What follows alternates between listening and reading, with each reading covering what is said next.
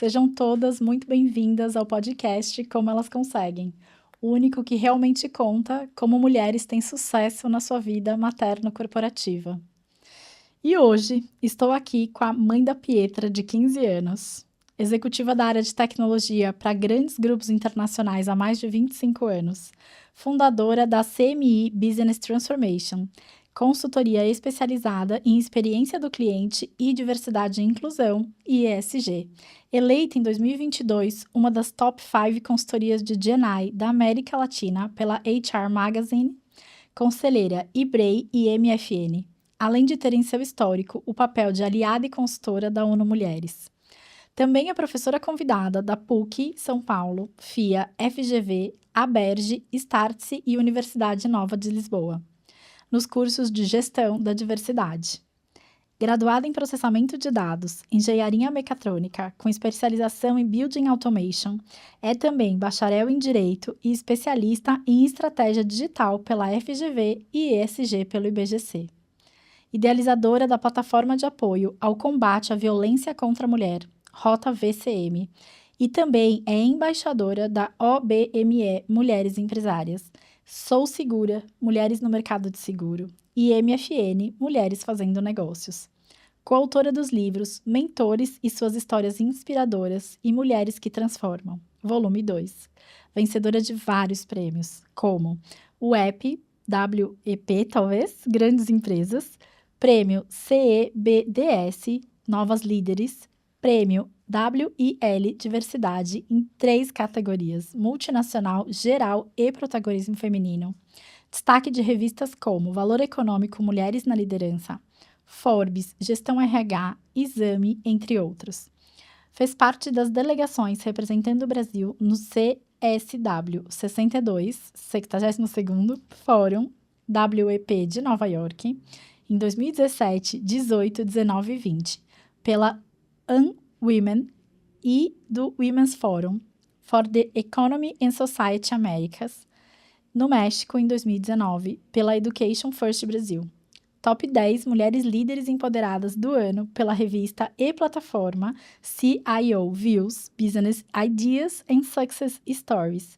E hoje, aqui comigo, eu tenho Maristela Iannuzzi.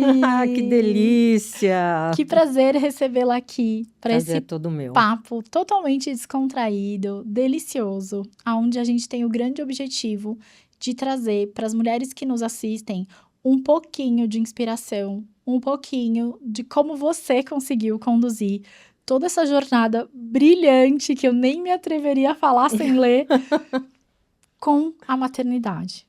Então, esse é um grande ponto. E eu trago também o ponto no fator de que no mundo corporativo, ele exige de nós uma rotina um pouco diferente do mundo do empreendedorismo, né?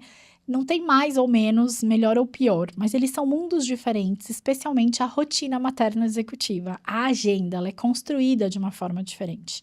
Então, o grande foco do podcast é realmente trazer mulheres que passaram por essa maternidade nesse aspecto mais corporativo. E para isso, eu costumo começar do começo, do início da sua jornada. E eu peço que você conte para elas como começou a sua carreira, como é que foi lá no comecinho, da onde veio Maristela, né? Da onde surgiu essa potência toda, esse feminino gigante da natureza. Obrigada, querida. É um prazer imenso estar aqui com vocês hoje. Bom, a história com 52 anos fica já um pouquinho mais longa, né? Eu estava ouvindo você falar aí a minha mini bio e eu pensei, com 52 anos, a mini bio já não é tão mini assim, né? Bom, eu acho que começa com 7 anos de idade, quando meus pais se separam. Então, nós estamos falando aí de algo que traz um empoderamento para Maristela que não estava descrito ali na historinha dela, porque a historinha dela era para a mãe dela, cuidar da casa e cuidar do irmãozinho e cuidar do papai, né? E então, quando a minha mãe toma a decisão de, há mais de 40 anos atrás, com 30 anos de idade, se separar com uma filha de 7 anos e um bebê com menos de 1 ano, a minha mãe muda todo o histórico pré-concebido para a mulher naquele momento, né? Então, ali, eu conheço um modelo de mulher muito empoderado. Então, eu digo que a Maristela começa no momento que ela deixa de ver não, ela vê mães cuidando da casa e da família e a mãe dela saindo para trabalhar, tomando as decisões, né? E então isso me traz um empoderamento intrínseco, né? Ninguém me disse, mas foi assim que eu aprendi que eu podia fazer o que eu quisesse, que eu podia ser quem eu quisesse. Eu sempre gostei muito da área de exatas e da área de tecnologia. Então, eu me formo na época colegial, né? Hoje ensino médio, eu me formo muito jovem. Eu, com 16 anos, eu entro na primeira faculdade. Já empregada para dar aula na escola onde eu fiz colegial técnico em processamento de dados. Então, eu com 16 anos, eu já era professora e fazia engenharia mecatrônica e já era programadora. Nós estamos falando aí de 1980. Você não tinha nem nascido, Karen. Então, eu estou falando de 1990. Eu já era programadora. Eu nasci em 81, hein, gente? Então, você estava andando de bicicleta. Pronto, melhor. Provavelmente. Então, eu, desde que eu me vejo por gente no mundo do trabalho... Isso se ambientou em São Paulo? Sempre em São Paulo. Eu sempre estive em locais onde só tinham homens. Por que a mecatrônica? É um colegial técnico, né? Não. O colegial técnico Você foi em fez em processamento de dados. Tá bom. Porque eu gostava de tecnologia, Sim. eu gostava de exatas. Tá bom. Então, eu fui fazer processamento de dados. E mecatrônica foi a engenharia, que foi a Aí, faculdade. a engenharia, eu falei, bom, eu já sou programadora, eu quero mais. E aí, eu fui para engenharia mecatrônica. E lá na engenharia mecatrônica, quando eu entro na faculdade, a ideia era construir robô. Eu escolho a engenharia mecatrônica achando que o dia que eu me formar, eu vou para a indústria automobilística. Temos uma segunda visionária aqui, produção. Né? E porque eu vou construir robô e vou trabalhar em alguma indústria automobilística. Tesla, isso. Sem motorista, claro. Né? Por que não? E aí, no meio da universidade, eu descubro nichos dentro da mecatrônica que eu nem sabia que existiam. E o Building Automation, né, que era o desenvolvimento de edifícios inteligentes, era algo que jamais eu imaginava que estava dentro de mecatrônica. Então, eu acabo me especializando. Então, eu começo a minha carreira no mundo corporativo efetivamente juntando automação com construção civil. Qual a chance de ter outra mulher? Então, em 1997, quando eu me formo em engenharia mecatrônica, eu era a única mulher praticamente. Na minha turma eram 80 homens, 4 mulheres, né? E a única que estava no mercado atuando dentro desse universo, mercado, né? Era eu. Talvez a única que tenha conseguido também até, né? Sim.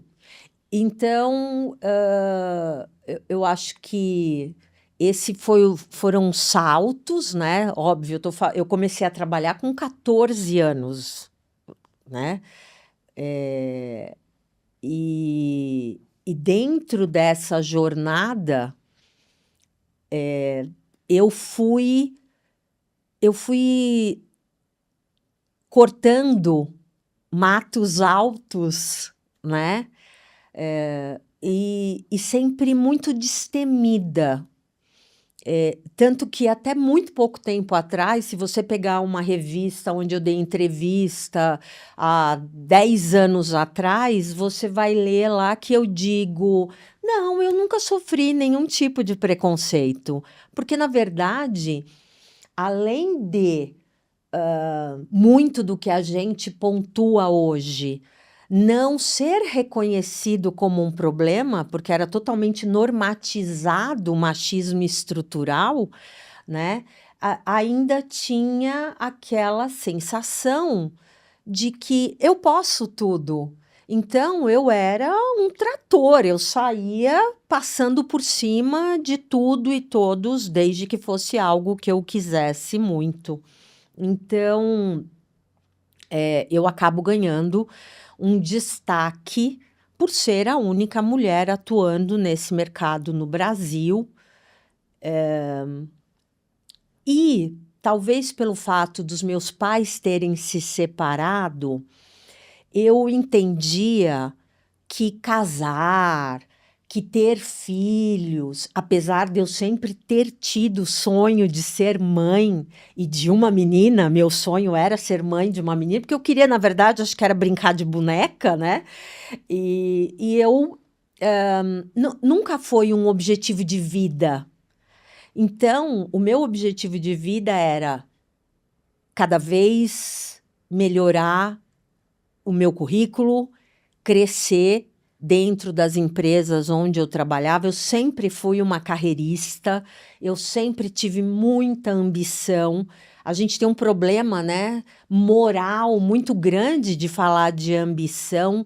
E quem é que não quer estar melhor, É isso. né? A ambição, Ela só é permitida aos homens. né? E sempre com um tom de que a pessoa que é ambiciosa Pejorativo. é de certa forma. pejorativo, é negativo. Não, a pessoa que é ambiciosa, isso não significa que eu vou fazer algo que prejudique o outro, É isso. mas eu almejo cada vez estar melhor. Eu senti a vontade de ascender, né? Parece que é um direito que foi, inclusive, tirado de muitas mulheres.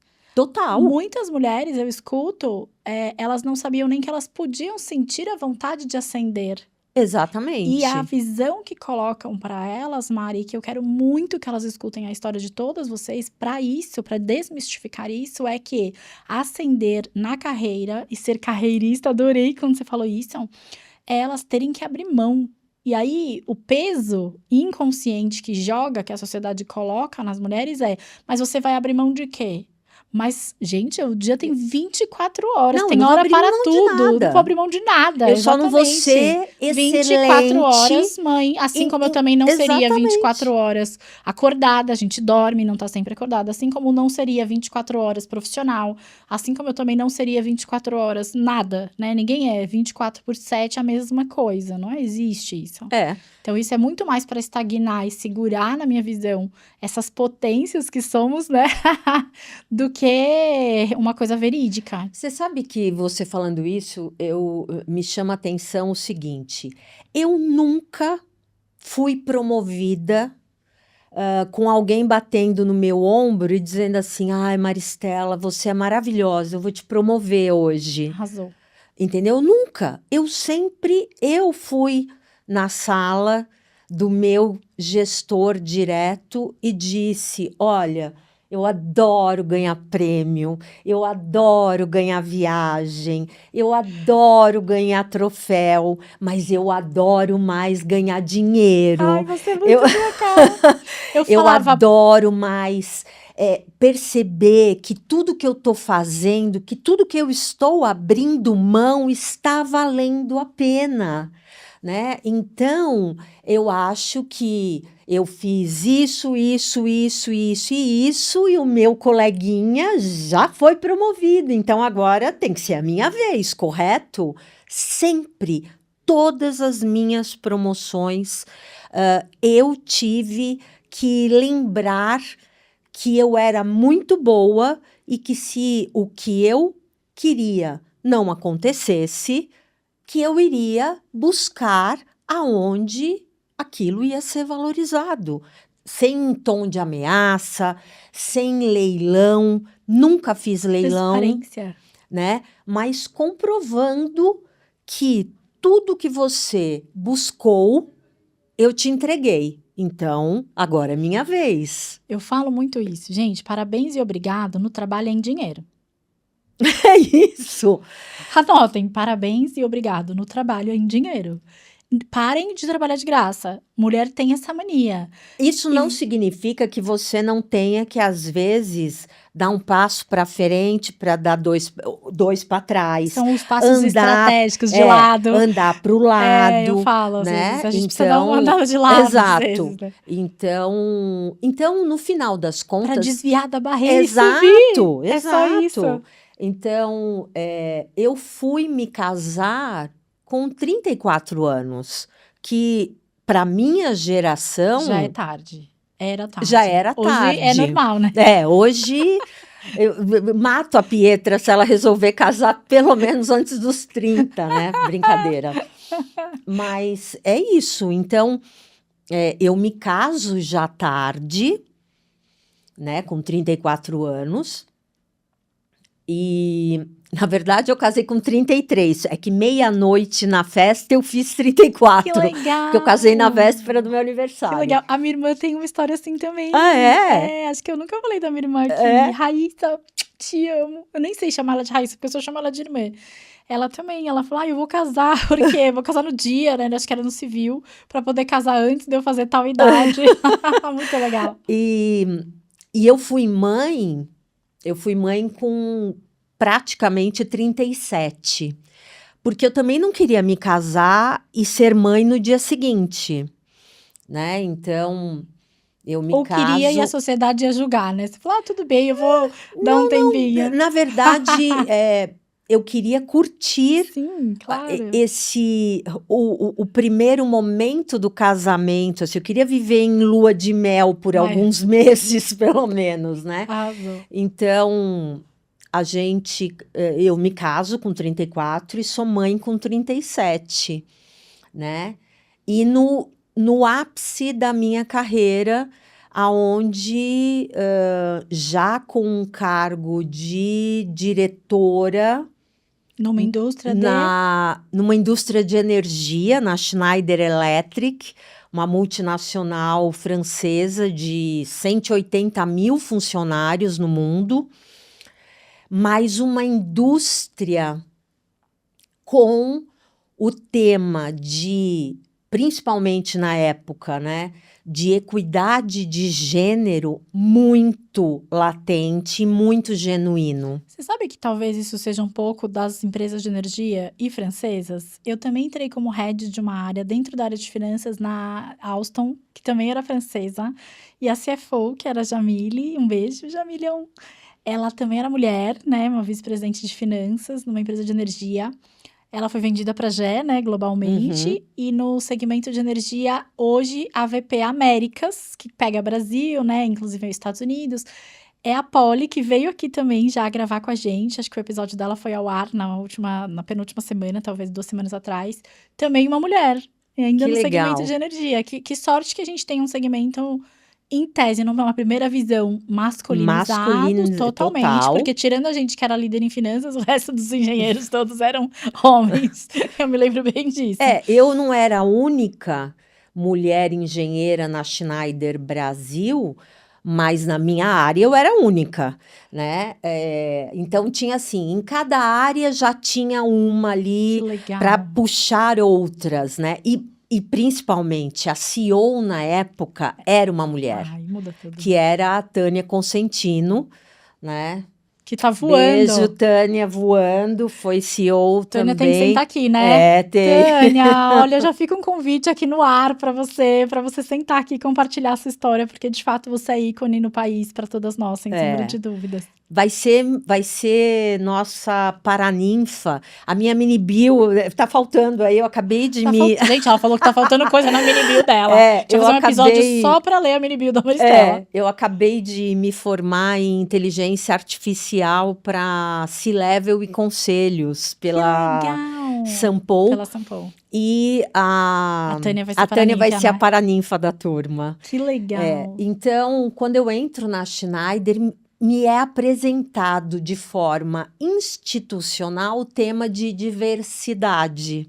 Então, eu já viro líder do comitê de gênero, depois eu viro líder Brasil, depois eu viro líder Latam. Aí a gente vai pegando os chapeuzinhos, né? E aí eu viro líder global, e sou desafiada depois de 2 anos, onde eu digo, não estou feliz, quero matar o meu gestor, né? Você estava como diretora de quê? Então, na verdade, eu entro como Key Account Manager. Tá bom. Né? Então, eu cuidava de clientes globais no Brasil. E, na verdade, quando eu entro, eu reportava direto para o vice-presidente Latam. Tá. 3 meses depois, surge um vice-presidente Brasil e um diretor Brasil. Então, eu tenho um downgrade. De 2 levels. Né? Eu já tinha ido para a Schneider ganhando 30% do que eu ganhava no emprego anterior. Por quê? Eu tinha um sonho. Eu tinha um sonho de trabalhar numa multinacional. Entendi, que legal. Então, quando a Pietra nasce, eu digo, vou ficar 7 meses em casa, trabalho num lugar onde eu sou dona absoluta de tudo. Se depender deles, eles nunca vão me mandar embora. E se eu olhar salário, eu nunca vou pedir a conta. Mas, amada, que vontade é essa de trabalhar numa multinacional? Eu acho que eu mal nunca sabia eu. Então, eu vou... para minha licença maternidade, na verdade, eu saio da companhia e tiro um ano sabático. E aqui cabe uma informação muito importante. Eu tinha quase 37 anos. Sim. Eu tinha me planejado. Talvez a única coisa na vida que eu me planejei foi para ser mãe naquele momento. Então, eu podia... É uma delícia. Eu podia me dar ao luxo de ficar 1 ano em casa. Então, eu todas saio. elas se organizarem, pode. Pode. É só se organizar financeiramente. É isso. Porque a gente mora num país capitalista e não adianta a gente falar que é um isso. sonho, não. A gente precisa de dinheiro. Exato. E eu também tive a possibilidade de parar nas minhas últimas 2 filhas. E eu também tinha 38 anos de idade. E ficar com elas em casa, porque eu me estruturei para ficar ali amamentando, pajeando, A criando. Pietra mamou até 1 ano. Isso, então assim, e eu também tive que fazer isso de uma forma estruturada e também saí como diretora de uma multinacional, parei a carreira para poder, com muito medo de depois não conseguir voltar para o mercado, mas eu disse, não, eu vou fazer isso, né? E aí, inclusive, eu fui audaciosa, porque eu falei, eu vou engravidar fora do corporativo, porque eu não quero, eu já tinha 3 filhos, para que eu vou ter mais 2 gestações? Se for para ter mais filho, eu quero ter do meu jeito. E aí eu fiquei na gestação fora do mercado corporativo. E fiquei lá, eu falo que eu fiquei chocando, eu parecia um panda, de tanto que eu engordei, porque eu comia e dormia. E aí foi muito gostoso. Então eu gosto de incentivar isso para mostrar que é possível parar, que é possível se planejar, que é possível, independente do level que você tá, você vai ter um pouquinho mais de dinheiro ou um pouquinho menos, mas ficar, de repente, com esse bebê até 1 ano é sim uma escolha, e isso é um poder que a gente tem, e que depois o mercado reabsorve a gente, sim. Eu, por exemplo, eu saio da Smart um dia antes do meu parto, trabalhei até a véspera, saí do escritório, fui pro Shopping Morumbi fazer as unhas de escova. parecia um boneco É Michelin, igual eu falo que eu né? parecia um panda. E- Eu parecia um boneco de você é loira, É. né, branca. E engordei 26 quilos. Então, por Tudo bem que eu que... tenho quase 1,80 m, Tá, então, 26 né? proporcional a você, não foi os Exato, meus não. 28. Meu Deus. Né? E aí, no dia seguinte, 7 horas da manhã, eu estava entrando na maternidade Linda, né? para Plena. Pietra nascer. Mas eu me programei para isso, né? Então, eu já era diretora na época. E quando eu volto, então, o meu e-mail de saída para licença maternidade era: galera, daqui 1 ano eu volto e volto procurando emprego. Então, até lá, né? E nisso eu recebo o contato do vice-presidente da Latam. Latam, da Schneider, dizendo: Mari, quando você resolver voltar, tem uma vaga para você aqui na Schneider. Então, eu brinco que mesmo quando eu fiquei desempregada, eu já sonhava, óbvio, que em 1 ano muita coisa poderia ter acontecido e eu não ter essa vaga, mas eu tive essa sorte, né? Então, eu volto já empregada. Então, praticamente em novembro, dezembro, eu já estava numa fase enlouquecida dentro de casa, eu já queria voltar a trabalhar. Eu brinco que... Porque eu não quis ter babá, porque já que eu estava tirando 1 ano sabático, e eu já tinha na minha cabeça que eu só teria um filho, por conta da idade, por conta da minha carreira, porque eu não queria ficar fora do mercado muito tempo, até porque há 15 anos atrás, se em 2025 alguém com 40 anos já se é questionado se Super. tem lugar no mercado, imagina 15 anos atrás, né? Então, eu estava beirando os 40, então, chegou em novembro de 2010, esse vice-presidente me liga dizendo: e aí, quando é que a Pietra faz 1 ano? Aí eu falei: em fevereiro do ano que vem. Ele Ah, falou: eu tinha acabado não. de ter a Rafa. A Não. Rafa, que foi a minha segunda, nasceu em outubro de 2010. Ah, que legal. Então, Você voltando e eu saindo de e licença, da minha você segunda saindo, licença. saindo.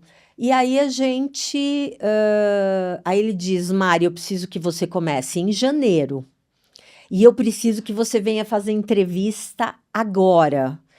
Hoje, se possível, porque existe grande chance do país não entregar os números esperados e as vagas serem congeladas. E aí eu falei: eu não vou perder essa oportunidade. E aí eu Welcome to vou. the multinational Exato. world. E aí eu vou, faço a entrevista em novembro e combinado que dia 5 de janeiro eu começo. Então eu volto a trabalhar. A Pietra ainda mamava. Talvez essa foi o meu maior desespero, porque a Pietra, ao longo deste 1 ano, nunca aceitou nenhum bico de nenhuma mamadeira. Você tinha na minha casa um arsenal de mamadeiras, da mais simples à mais tecnológica, né? E ela não aceitava. Então eu falava: como eu vou voltar a trabalhar e minha filha vai passar fome? Porque a gente é dramática, né? A Claro. gente acha que... É o hormônio que faz isso, com certeza. E aí, pasmem, eu começo a trabalhar na Schneider em janeiro de 2011, já indo para a convenção anual da companhia. Então, eu já saio de casa indo viajar. E aí eu falo: e agora? Como é que minha filha vai fazer? Né? E enquanto eu estava a caminho do hotel onde seria a convenção, pra você ter uma ideia, eu não fui com o ônibus da companhia, eu fui de carro, porque o combinado era: se até 8 horas ela não aceitar nenhuma mamadeira, eu vou pegar o carro à noite e vou voltar para São Paulo para poder amamentar. E assim, eu não tinha ainda Chegado ao local, a minha mãe me manda uma mensagem dizendo: Pietra mamou a mamadeira inteira. Do nada. Parece assim, coisa, sabe? E aí, como ela mamou, eu comecei a tomar remédio para secar. Porque o leite ali, que para uma criança de 1 ano já era praticamente uma troca Claro, de amor, de amor né? e nada Lógico. mais, estava comprometendo ela a comer comida, porque era Você muito não mais tenha dúvida. gostoso, né? Então, o pediatra já dizia, é melhor tirar. E aí eu passo a convenção com 3 tops de ginástica, me esmagando, com dores, enlouquecida, com febre, Claro, né? com isso aqui completamente duro, uma pedra, mas feliz que eu estava voltando pro meu mundo, né? Você sabe que quando eu quis voltar ao mercado, até o meu marido acha, ele falou, eu achei que você nunca mais ia voltar a trabalhar. Porque eu fiquei 3 anos com elas. Eu fiquei de junho, aí eu engravidei em setembro. Eu pari a Duda em junho do ano seguinte. Aí depois eu tive a mamá. Engravidei da mamãe em dezembro, aí pari a mamãe em agosto. Quando deu junho, 2 anos depois, eu fiquei 3 anos com elas, de junho a junho. Meu marido falou, achei que você nunca mais ia voltar a trabalhar. E a sensação que eu tinha era de que eu precisava voltar, sair do portal onde eu tinha me enfiado e voltar pra minha vida normal, real. Eu tinha isso, eu preciso voltar pro meu mundo, né? Porque esse aqui é o delas.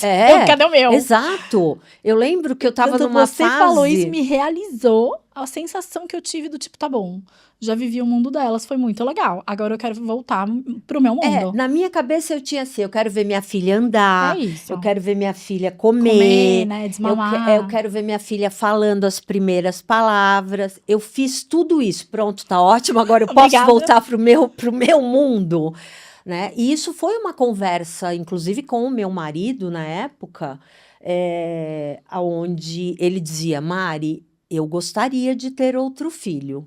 Só que aí eu já com 38, ou seja, eu tinha que fazer o que você fez, praticamente emendar Isso, foi o que a minha uma gravidez escolha, na outra. E aí eu disse, quem vai decidir sou eu? Ele falou, Tá decidido. Eu falei, então já está decidido, nós vamos ter uma única filha, de forma bem egoísta, mas eu dizia, Realista eu também. quero proporcionar coisas para minha filha que talvez se eu tiver 2, eu não sei se eu vou conseguir. Porque onde come um, comem 2, mas onde estudam um, não estudam 2. Eu falo sempre isso. Exatamente. Fora isso, eu tive algumas complicações na gravidez, uma alergia gestacional.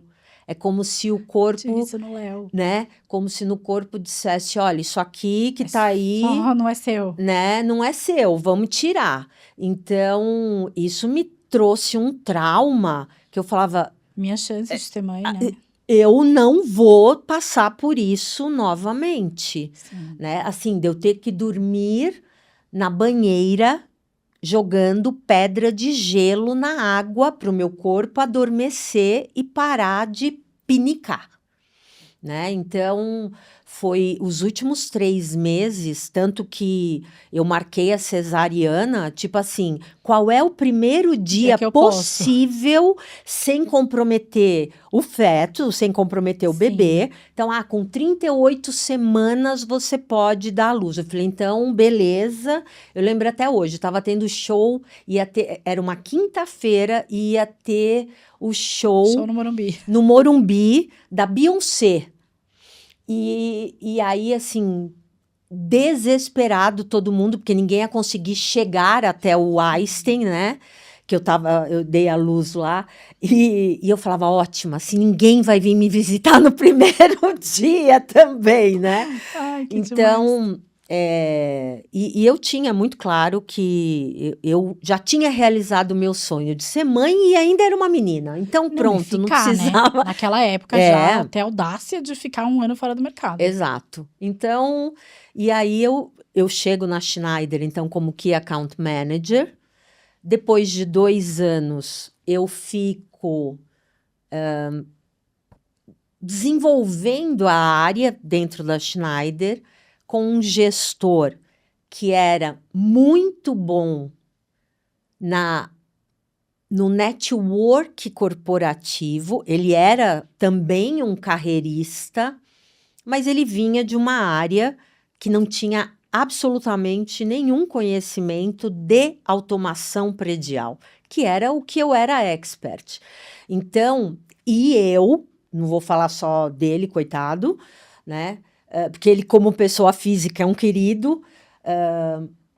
E eu, uma ex-diretora de uma empresa nacional, Que você familiar, mandava que eu mandava soltar e e mandava aprender, desmandava, né? exatamente. Então, eu não tinha a cultura de ter que ter 13 assinaturas para mandar fazer um cartão de visita. Então, eu devo ter dado muita dor de cabeça para ele também, né? Então, depois de 2 anos, eu falo, ó, não consigo mais, eu vou embora. E aí surge a possibilidade de eu migrar para uma posição global, sendo do país, né? Sim, é muito Então, comum, né? né, era uma promoção porque eu ia reportar direto para o presidente da companhia. Mas em termos de título, de salário, pelo contrário, eu brinco que eu sou a única pessoa que eu conheço Foi que é fazendo downgrade na carreira, né? Não, é. E além de eu ter. Eu fui para a Schneider ganhando 30% do que eu ganhava na Maristela, Smart. esse podcast é pra gente ensinar elas como ascender, né? Não, mas foi uma ascensão. Claro. Eu sou o que eu sou hoje Claro. porque eu fui para a Schneider. Eu não tenho a menor dúvida disso, Sim. né? Mas é muito comum em multinacional, né? A gente tem uma posição Brasil, às vezes não só reportando direto para o presidente, mesmo não tendo o status do cargo do lado, ou até mesmo para quem é acima do presidente, lá fora. Às vezes você reporta para a torre de fora. E aí eu fiquei 1 ano como diretora de Digital Customer Experience Brasil, reportando para o presidente. Depois eu viro... Era um projeto global esse Digital Customer? Foi a implantação, né? Eu tô pensando pelo histórico nós estamos falando de 2013. lá. A implantação da transformação digital. Então, eu brincava que eu tinha que andar escoltada, né, dentro da Schneider, porque eu era aquela que entrava na sala para dizer, amigos, tudo que vocês fizeram até hoje, agora mudou. Porque era a área de transformação digital e a área de diversidade, né? Então, eu gerava um incômodo de mudança cultural muito grande, né? E dividindo a mesa sempre com, no máximo, uma mulher, e essa mulher normalmente de recursos humanos, né? Do business, efetivamente, nunca nenhuma. E aí... depois de 2 anos, eu vou lá, bato na porta e digo, olha, tá lindo, tá maravilhoso, mas eu quero mais. E foi quando eu virei Digital Customer Experience e Diversity Inclusion South America. Boa. E aí eu fico 1 ano nessa posição e digo, eu quero mais, né? Dentro do universo Schneider Electric... arrojado demais. Né? América do Sul era um número muito pequenininho. E eu precisava de mais. Só que eu tinha um limitador ali naquele momento. Eu não tinha inglês fluente.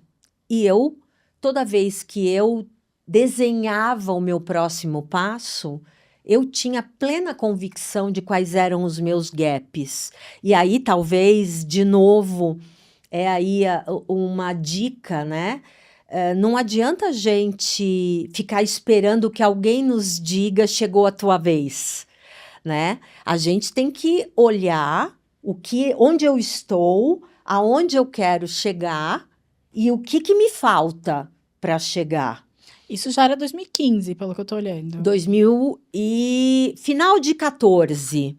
Então eu vou lá no meu presidente South America e digo, eu preciso, para assumir uma posição global, eu preciso ter um cargo de C-level, com uma experiência internacional e preciso melhorar meu inglês. Então, eu vou sair me candidatando aqui dentro para qualquer vaga que aparecer, qualquer modo de dizer, né? Que me Claro. interesse, que eu caiba dentro dela, para poder ter essa oportunidade. Pra cumprir check in the box, né? Exato. E aí, de novo, a Tânia liga para Senior VP, assim, o Olimpo do Olimpo, né, da área. Sempre tem os SVPs, né? Os globais. E ela diz, olha, vamos perder Maristela, porque ela quer mais, ela quer melhorar o inglês dela e ela precisa de uma experiência internacional para poder se candidatar a alguma vaga global. E aí, essa Senior VP de Digital Customer Experience me liga e diz, consegui um lugar para você. Eu tinha que ficar no mínimo 6 meses. Consegui um lugar para você ficar trabalhando durante 6 meses, aonde você vai poder fazer inglês todos os dias, aonde não é o inglês nativo. Então, você vai ter pessoas do mundo inteiro ao seu redor. O que é ótimo, porque aí o inglês macarrônico meio que passa mais batido. Exato. Então, a culpa Fica menor, né? fica Ai, que menor. ótimo que eles também não têm inglês nativo igual o eu. O inglês deles também não é bom, então tá Exato. tudo ótimo, a gente vai se entender, É isso. né? E se você aceitar, o mês que vem você tem que vir. E eu vou. Ela falou, tá bom, então você vai vir conta pra a Hong Pietra nessa Kong. história. Você vai pra Hong Kong? Eu falei, pra onde? Pra Hong Kong, que é onde ela ficava. E aí eu pensei, não dava pra ser Miami. tipo Miami, Orlando, né? E ela falou, porque eu vou aproveitar e vou fazer com que você seja mentora do time aqui de Hong Kong no desenvolvimento dos projetos que você tem atuado aí na América do Sul. Que legal, Mari. Então, no primeiro momento, a Pietra tinha 3 anos e eu chego em casa dizendo, amor, eu e Pietra vamos morar 6 meses em Hong Kong. Ai, é muito eu. Vou levar minha mãe para ficar com a Pietra. Claro. E eu aceitei. E ele falou, peraí, mas você tá falando que você vai para a China 6 meses, levar minha filha e você me conta com essa cara, Mari? Como que ele chama? O nome dele é José. José. José precisa conhecer Sérgio, meu marido. Eles têm muito o que conversar. Mas ele super me apoiou. Claro. E aí, bom, começa a correria, porque eu tinha 1 mês para alugar apartamento, contratar professor. Aí eu tinha uma assistente lá em Hong Kong que me ajudou com tudo isso. E o combinado era, eu vou primeiro, ele vai tirar férias, Boa. pega minha mãe e a Pietra, porque minha mãe não fala uma palavra de inglês, Nem. né? E muito menos de cantonês, né? Então, e aí eles vão, depois de uns 15, 20 dias que eu já estou em Hong Kong. Tá. E aí, faltando alguns dias para minha viagem, eu vou no pediatra da Pietra. E digo para o pediatra, Dr. Hani, eu quero que você me faça uma receita para eu levar uma mala de remédio. Porque qualquer coisa que a Pietra tiver, antibiótico, eu quero tudo. Porque assim ela vai continuar, né, com os medicamentos. Eu vou precisar encarar um médico, né? Né? Em cantonês. Exato. E aí ele olha para minha cara e diz: você vai morar para sempre lá? Falei: não, são 6 meses que nós vamos ficar lá. E ele me diz: e por que você vai levar a Pietra? Para mim foi quase que... Como ele faz essa pergunta? Que audácia, né? Né? Que audácia! Eu falei: como assim? Porque eu sou a mãe e eu quero a minha filha comigo? E ele falou: você vai tirar a tua filha da escolinha, dos amiguinhos, dos brinquedos, do quarto, da mãe, do avô, da avó, do pai, da comida. Você vai tirar a Pietra daqui pra quê? Meu mundo acabou naquele momento, Sim, porque todo o seu castelinho de areia acabou de ir pra baixo, né? né? Ali naquele momento eu falo, Ele foi muito sensato. total. E esse era o meu drama, porque eu sabia que o que ele estava falando, ele tinha razão. Eu não havia pensado nisso. Eu também não teria pensado. Mas ele estava coberto de razão. Aí ele falou: você vai morar num apartamento de 28 metros quadrados. A tua mãe não fala uma palavra em inglês. Nem Ela não pedir vai, socorro. ela né? vai ter medo de ir no térreo do prédio. E cada vez ele me mostrava que ele estava com razão. E aí eu volto para casa aos prantos, dizendo: não vou mais. Porque na minha cabeça, Tá. na minha cabeça era inconcebível eu abandonar a minha Porque a gente filha. abandona, Era né? a minha filha não vai sobreviver Vai se eu deixar não ela, ó. estiver com ela.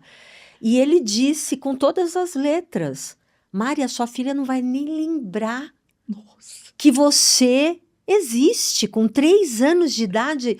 Se você não quiser que ela saiba que você ficou 6 meses longe, ela não vai ter memória. É verdade. E eu falei: olha, se a minha filha lembrar disso, eu volto posso aqui te para puxar processar. teu pé, É isso, eu vou te né? processar. E aí eu chego em casa achando que eu não vou mais. E aí o meu marido teve um papel muito, muito grande nesse momento, porque ele me diz: gente, quem é você? Você não é a Maristela que eu conheço. Você está desistindo antes de ir? E aí ele falou: vai, nem que seja para você ficar 10, 15 dias e diz: olha, não aguento, tô voltando. Agora desistir antes de ir, não tô te reconhecendo. E eu, aos prantos, eu falava: por que você quer que eu vá? Você tá querendo ficar sozinho 6 meses. E ele Pronto, falava: o problema é que era com a é, Pietra, já virou de família. já virou de família, exato. E aí ele dava risada, ele falava: você acha que você precisa ir para Hong Kong para eu fazer alguma coisa errada? Né? E aí eu fui, 27 horas de voo, Chorando. chorando, Certeza, eu sabia. com uma mala de roupa para 15 dias. E no fim, eu fiquei os 6 meses, e eu digo que foram os melhores e os piores 6 meses da minha vida. Claro. Os melhores, porque eu conheci uma cultura, Mundo. Abre uma né? porta gigante, né? Ir para a China foi algo, assim, é algo que a gente se habitua tanto com aqueles países básicos de se conhecer, e aquele lugar é um outro universo maravilhoso. O meu desenvolvimento profissional foi totalmente conectado a essa minha ida.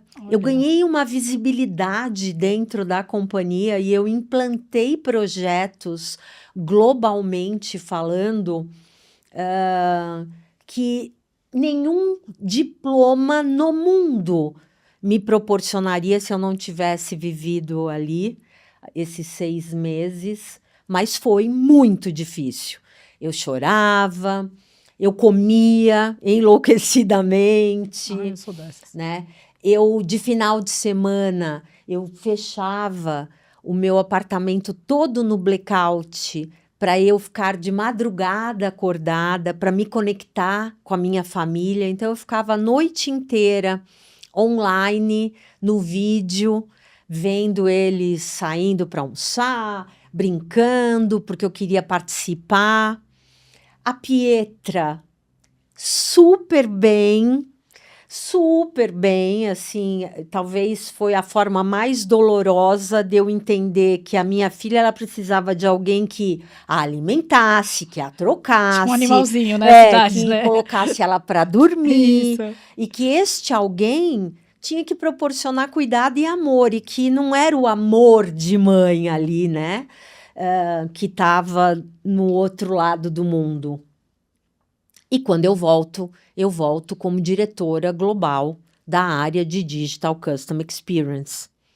E foi aí que eu me transformo em alguém referência mundial, que eu saio num monte de revista, que eu começo a liderar muito a equidade de gênero dentro e fora da Schneider.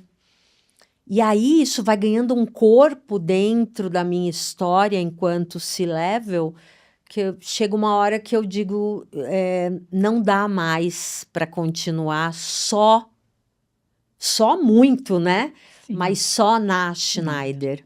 Então, no meio de 2019, eu saio da Schneider e fundo a CMI Business Transformation, aonde eu viro empreendedora, né? É onde eu viro empreendedora aí com a consultoria para ajudar outras companhias a desenvolverem de forma estratégica e de forma estruturada, com governança, com um olhar de melhoria de performance financeira, de atração e retenção de talento. Toda essa sofisticação que a multinacional traz para nós por exigência. E né? eu sempre do business, eu só sabia trabalhar desse jeito. Sim, é né? uma escola. Vira uma escola que a gente consegue replicar o ensinamento para todos os outros negócios. Né? Eu sinto hoje, nas posições de conselho que eu ocupo,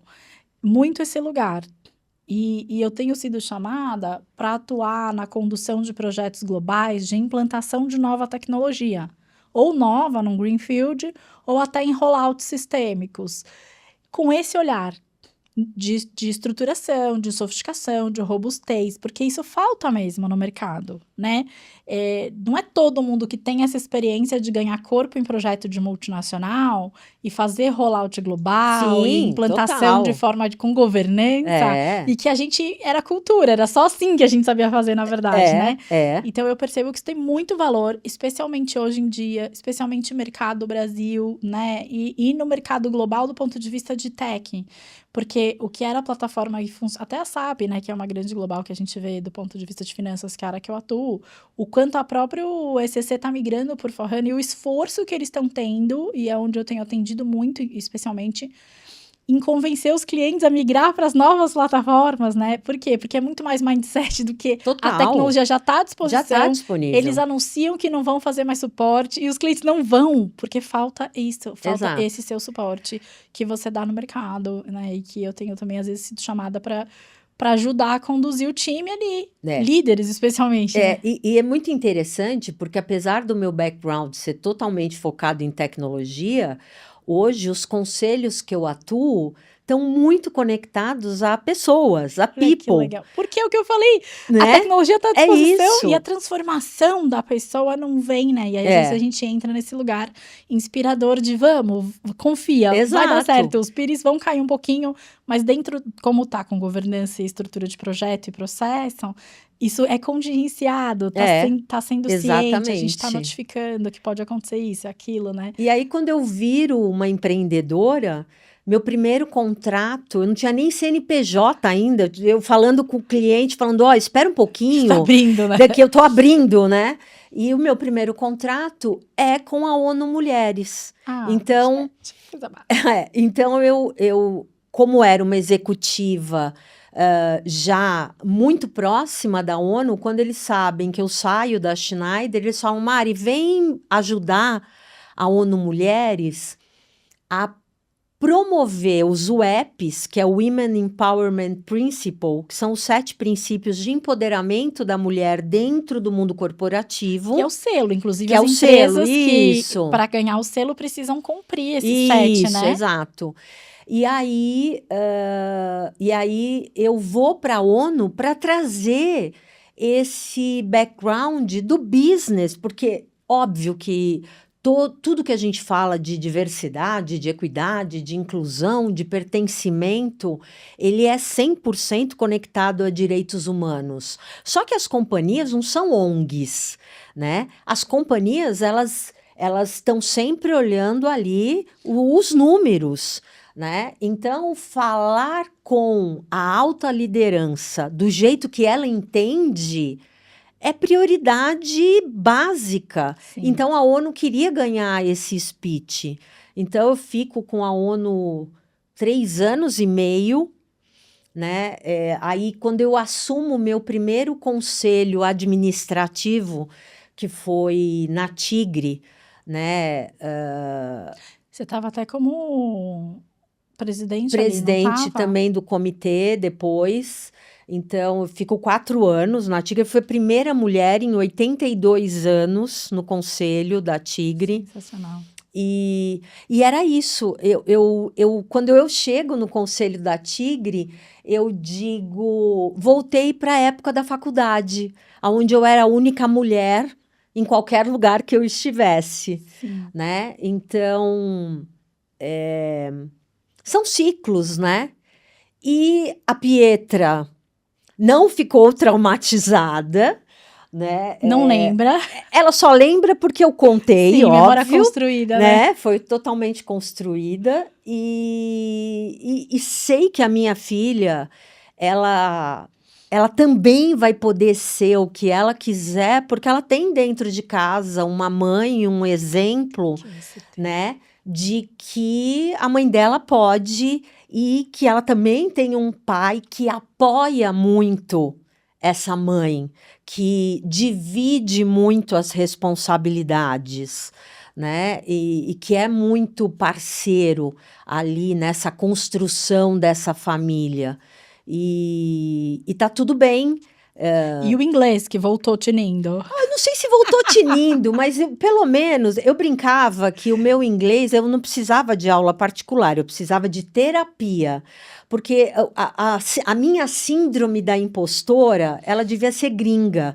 Porque o meu problema com o idioma sempre foi eu não falar inglês como eu falo português. Só que lá em Hong Kong eu entendi que eu nunca vou falar inglês como eu falo português. Porque não é sua língua nativa, Não é né? minha língua nativa. Eu tenho esse lugar, sabia? Então, as pessoas não imaginam que às vezes a gente tem esse lugar.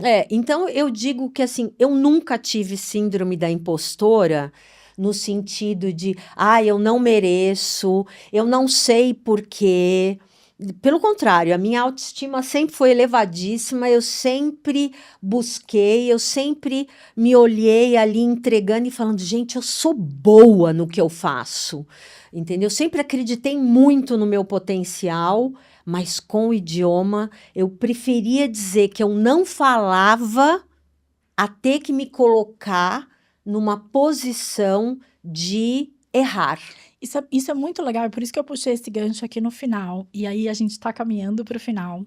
Porque eu queria que você deixasse uma mensagem para elas, o que eu escuto muito às vezes, como a mulher às vezes tem filho, e não necessariamente só com 38 anos, mas mesmo você que teve filho mais velho, filha, né, no caso, mais velha, você não tinha o inglês como você imaginava que você teria. E, de fato, para a ascensão da carreira, isso é uma das coisas que são cobradas.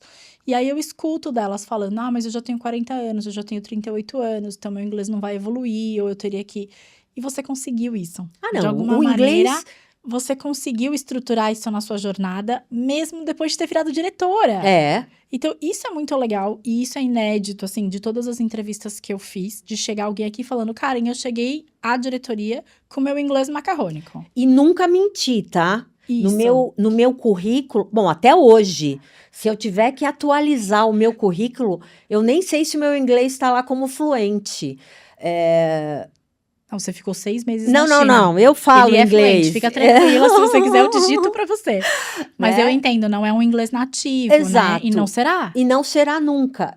Eu acho que assim, eu Tem umas tive. pessoas que têm uma habilidade, né? A minha filha de 14 anos, eu falo, gente, parece que essa menina nasceu lá. Fico Não, a minha impressionada. filha, Como é assim, que pode? era mandatório. Eu falava que a Pietra, Eu tinha esse ela trauma também. tinha que estudar numa escola bilíngue desde no berçário, A, já tinha que falar a inglês. minha babá Waldorf do contraturno das meninas de 2 e 1 ano era bilíngue e tinha que falar com elas em inglês. Todos os dias. Não, Porque a Pietra no final. eu disse, não, não vai passar pelo que eu passei. Não, isso é fato. A Pietra hoje é Cambridge, não sei das Isso! Ah, gente, quantas, vamos falar. O né? Cambridge ia até 150 no nível da Rafa. E ela tirou 148. Eu Ah, disse, que é grade maravilhosa. day, era grade day. E era isso. Então, Mães de escola bilíngue entenderão, né? é, Mas era. então, eu acho assim, não adianta mentir, porque uma hora a casa cai, Sim, você vai precisar, né? né? Você vai precisar. Todos os momentos que eu fui acionada com o idioma, eu estava com medo e fui com medo, me preparei, me joguei. Ah, mas como é que você vai ser diretora global? Falar com 98 países com um inglês ruim ou com um inglês pior do que os dos teus subordinados. Porra. Então, eu sempre aprendi a valorizar muito o que eu tenho de melhor. Então, que foi o que aconteceu nos conselhos, onde eu atuei e onde eu atuo. Eu não sou do mercado financeiro, inclusive não é o meu favorito na hora da atuação efetiva. Então, quando eu olhei ali o meu primeiro CA mesmo, ali com gênios do mercado financeiro, caras que estão em conselhos há 15 anos já, eu falava, meu Deus, quanto eu tenho que aprender com eles. Mas eu também sabia que as coisas que eu dominava, nenhum deles tinha. E isso me fazia ser igual a eles. Eu nunca me senti inferior a eles por não ter o domínio do financeiro que eles tinham. E com o inglês era quase isso, porque eu falo português fluente, porque é a minha língua nativa. Eu falo italiano fluente e eu falo espanhol fluente. Então, quando eu chegava num evento global da companhia, eu começava dizendo: olha, antes de qualquer coisa, eu vou pedir desculpas se o meu inglês não for perfeito, mas se alguém não entender o que eu estiver falando e souber falar espanhol, português ou italiano, vai ser um prazer eu ajudar vocês a compreenderem o que eu estou falando. E ali naquele momento, nas entrelinhas, eu estava dizendo: querido, eu posso não falar o melhor inglês, mas quantos aqui falam 4 idiomas? Arrasou. Então, isso me trazia um Te empoderava. empoderamento que no meu subconsciente, eu me colocava numa posição de que eu não sou pior do que ninguém porque eu não falo inglês fluente. E eu me preparava. Então, esses eventos onde você tinha um PowerPoint para te ajudar, que você tinha tempo de se preparar, ficar ensaiando, quase que decorando o que você ia falar. E essa estratégia de antes de começar, setar a expectativa das pessoas de que elas sim ouvirão pronomes e verbos no tempo errado e que isso não vai diminuir a qualidade da informação técnica que eu vou trazer. Então, isso tudo sempre me ajudou muito. Quando eu viro diretora global, eu digo, eu vou perder a autoridade se eu estiver com um inglês macarrônico. Mas, por outro lado, eu não queria autoridade, eu queria admiração no que eu era muito boa, que era a transformação digital, que era... Então, hoje, quando alguém diz assim para mim, Mari, você faz palestra em inglês? Claro que eu faço. Você faz palestra em russo? Olha, eu posso até tentar, Mentira. entendeu? Então, assim, eu sempre fui assim. Eu nunca acreditei que eu não posso. Óbvio, dentro do que é possível, né? O russo é brincadeira, tá, gente? Mas é isso. Trocar o pneu do avião voando, a gente já faz isso a vida inteira. A diferença é que o homem, ele acredita que ele vai conseguir trocar esse pneu. E muitas vezes a mulher não. Então, talvez por eu ter convivido com muitos homens ao meu redor, eu aprendi que eu também posso, né? E é isso. Então, eu vou me candidatar para uma vaga X. Mas eu não falo inglês. Não, eu vou me virar em inglês, eu vou estudar todo dia, eu vou fazer aula particular, eu vou ler gibi em inglês, eu vou estudar com a minha filha, com o livrinho pequenininho, vou assistir série no idioma nativo. Então, hoje em dia, com a facilidade, né, dos streamings, do YouTube, agora com as inteligências artificiais, talvez o idioma Nem precise, né? talvez daqui 10 anos a gente nem precise mais, Exato. né? E eu venho de uma sociedade aonde o inglês não passava pela minha realidade da minha época, né? Sim, exato. O Não- mundo ele não era globalizado e as Não. fronteiras eram muito mais altas, né? Exato. Você fazer uma viagem de avião, você fazer um intercâmbio lá fora, realmente era numa outra proporção de realidade. Exato. E não era para todo mundo. Então começar... O que eu acho hoje a geração ela é globalizada, então na grande maioria das vezes, no mínimo você já tem a compreensão de que você precisa falar o idioma. Agora, ele não tem que ser um limitador. Se você não tem, comece ontem, mas faça. Que delícia, Maristela, muito obrigada. Eu acho que essa mensagem final foi inédita aqui e foi uma grande lição para muitas delas, de verdade. Quero agradecer também a vocês todas que ficaram aqui comigo assistindo essa potência de mulher e todo esse aprendizado que generosamente ela concedeu para nós.